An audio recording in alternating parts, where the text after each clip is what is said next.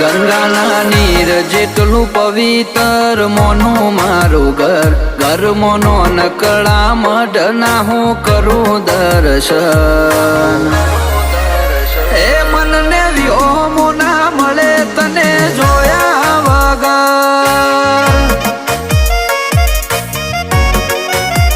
આવતા જતા ઉઠતા બેતા પડે મારી નજર તારા ફોટા મોતે જ સલકે કરું વંદન